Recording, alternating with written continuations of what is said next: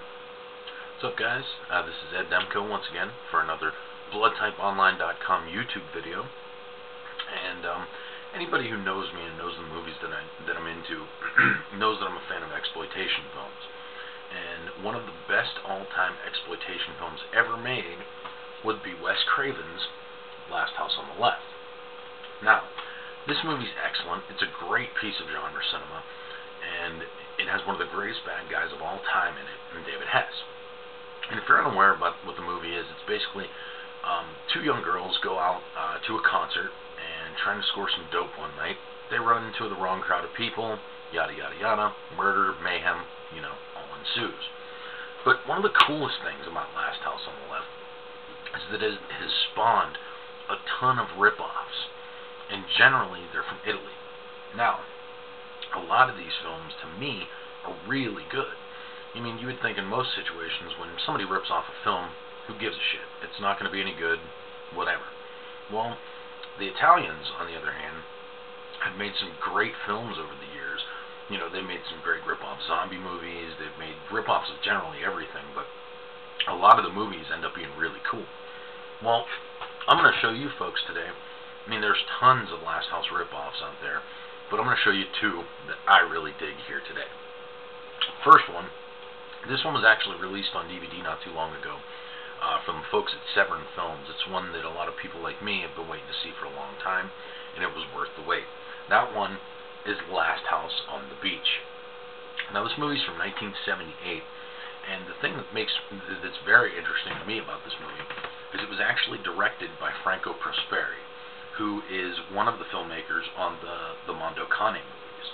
Now, this is the first thing I've ever seen that he was involved in that was an actual movie. It wasn't a take off of found footage or documentary type stuff. But what you have in this movie, you basically, have a movie, same kind of thing. A bunch of bank robbers, they invade a summer home on the beach and, basically go nuts. But the cool thing about this movie is I felt that it used the same things that made Last House effective, but made it a little bit cheesier, made it a little bit more Italian, if you will. But this is one of them. This is called Last House on the Beach. Highly recommend this one. I also have a review for it up over at BloodTypeOnline.com if you'd like to read that. But this one is definitely worth picking up. It's a cool little movie, and it's one of the coolest Last House on the Left knockoffs out there. So, I wanted to show you guys another one that I have here. I love this movie. This is actually a movie that I personally like better than Last House on the Left. And on top of it, I have something funny to show you. And that movie is from director Ruggero Deodato. You might recognize that name because he's the director of Cannibal Holocaust and Jungle Holocaust. And he's an expert on Holocaust. So, this film is his 1980 effort. It's called House on the Edge of the Park. Boom. Right there, right? Now, if you notice, to Ed with Love, John Morgan, because I had the pleasure of meeting Giovanni Lombardo Radici at the spring 2008 Cinema Wasteland show. Got him to sign my DVD. But this movie is awesome. Not a complete rip-off of Last House on the Left by any stretch of the means.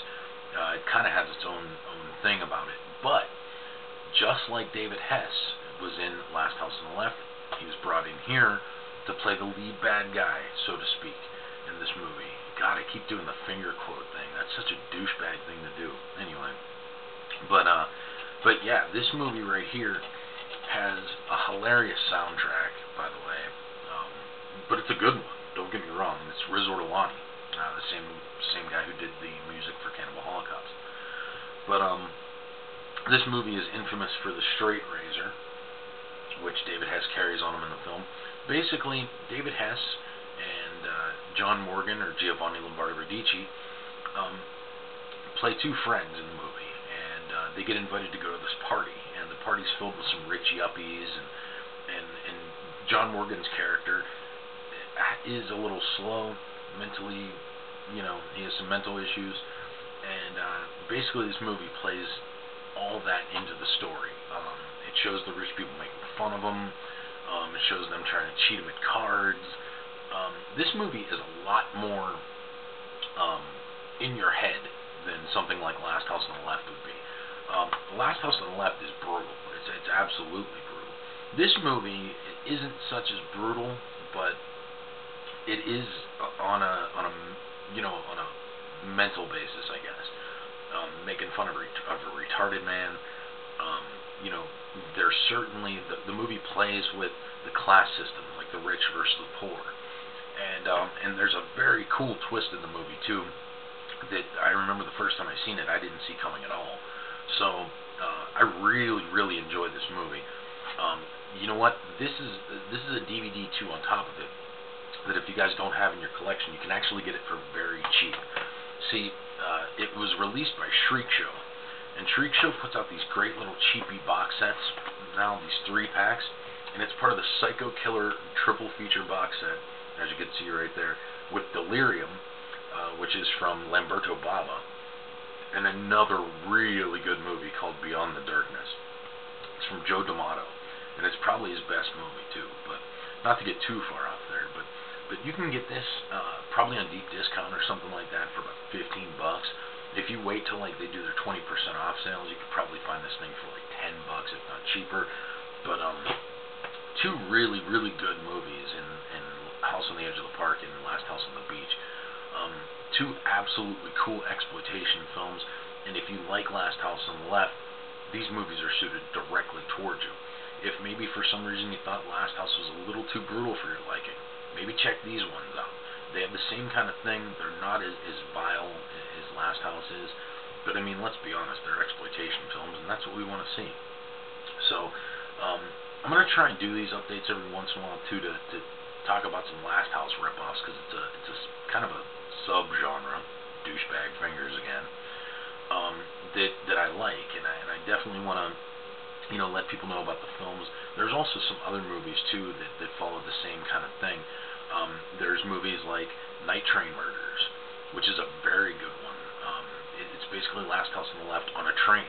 So it's a nasty, mean little movie. Blue Underground actually put that one out, so you could check that out. Check out blueunderground.com. Also, another one that's horrible that I'm going to tell people to stay away from at all costs is a movie called Chaos. This movie's a few years old, but it's an absolutely horrible film.